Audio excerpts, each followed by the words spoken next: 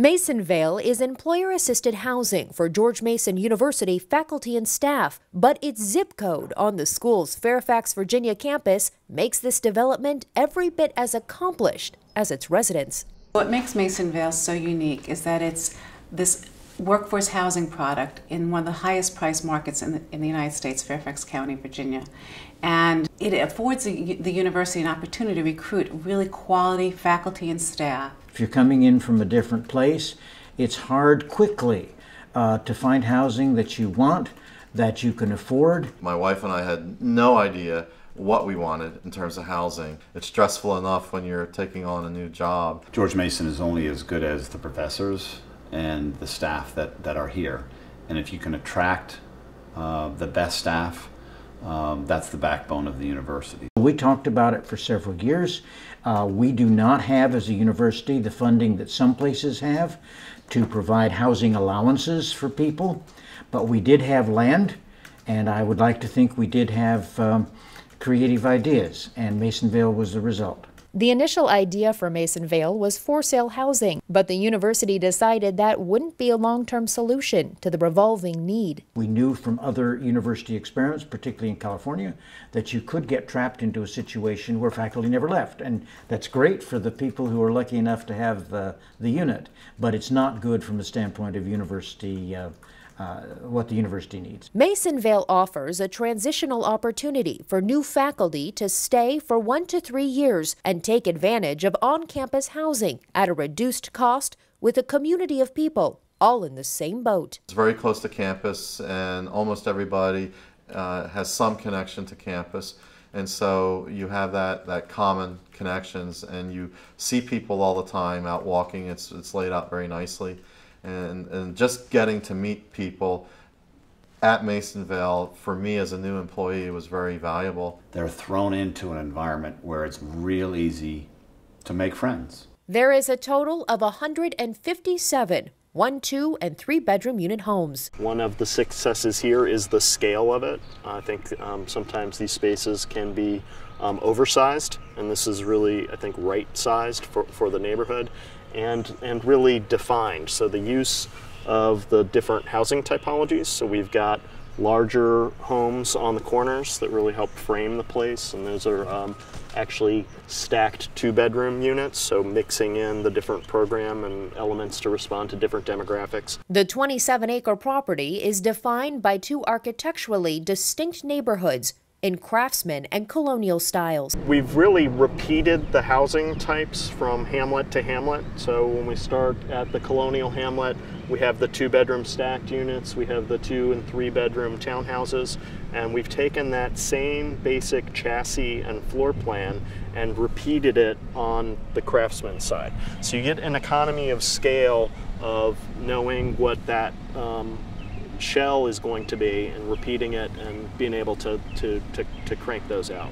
We didn't want to have cookie cutter, obviously, so we were trying to make distinctions. So on top of that basic repetitive floor plan, we've layered on the character. When you walk around Masonvale, you have no idea that it's quote-unquote affordable housing, that it's workforce housing. It looks market rate, it feels market rate. In fact, it feels even richer than much of the market rate product in Fairfax County. Masonvale was made possible by George Mason University making the land available as part of the ground lease for the entire development and establishing a special-purpose nonprofit 501c3 called Mason Housing Incorporated, which would own and operate Masonvale, keeping it off the university's balance sheet and only nominally affect its credit.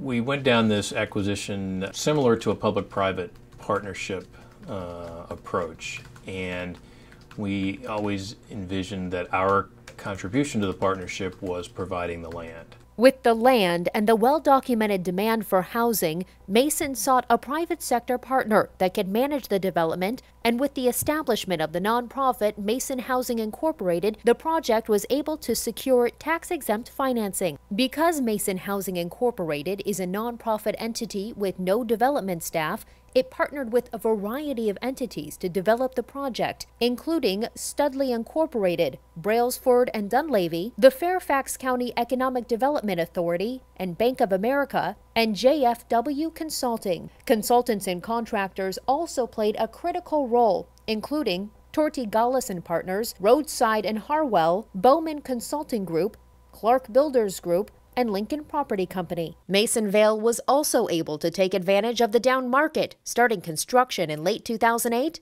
and delivering in 2010. There was no guarantee the university had to make. There was no occupancy pledge, no equity contribution, and we were able to do that.